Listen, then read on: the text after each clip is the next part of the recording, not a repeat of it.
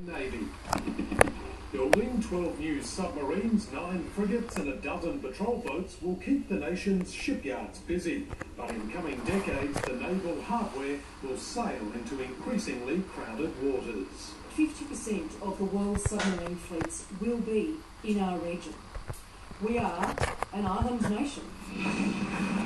Unease with Beijing's aggressive push into the South China Sea is driving the naval build-up.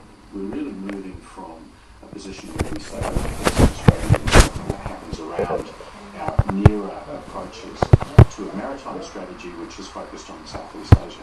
Defence officials tell the ABC today's document clearly reflects Australia's growing discomfort with China's military activity. And that means the Turnbull government could soon follow the United States with a freedom of navigation operation within 240 miles of contested Chinese islands. The last Defence Minister thinks that's long overdue. China is taking advantage of Stop! Stop! lives, and if we continue to beat him, then China will continue to be a seagull.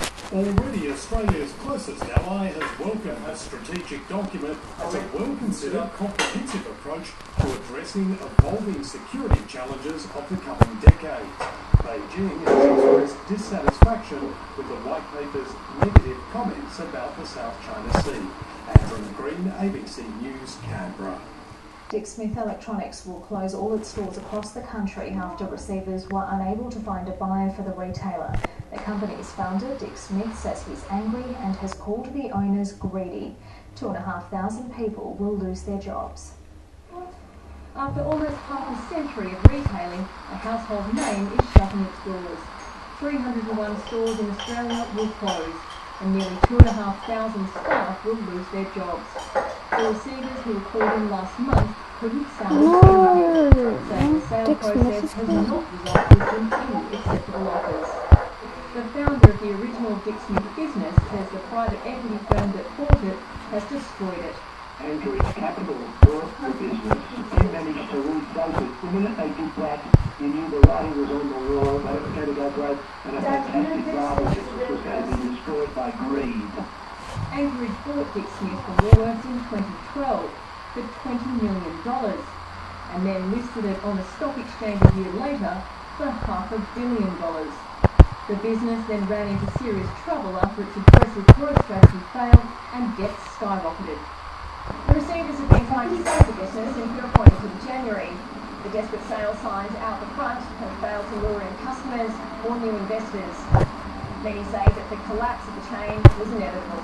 Dick Smith has been in a very difficult competitive position for a long time. They were known for specialty electronics. They tried to expand into televisions, computers, and compete with the likes of JB Hi-Fi and Harvey Norman, and they haven't been able to do that. The receivers say Dick Smith staff should get what's owed to them. However, investors won't. Their shares are now worthless. So are gift vouchers that were being sold until recently. Elise Morgan, ABC News. Fiji's resorts are back in business, but there are worries the cyclone has scared away tourists. Many hotels are emptying out, prompting fears much-needed income will be lost. Chief Foreign Correspondent Philip Williams reports from Suva. With images like this broadcast around the world, no wonder tourism was blown away with the wind. But this is far from the whole story. Many resorts are cleaning up and reopening. Some resorts and hotels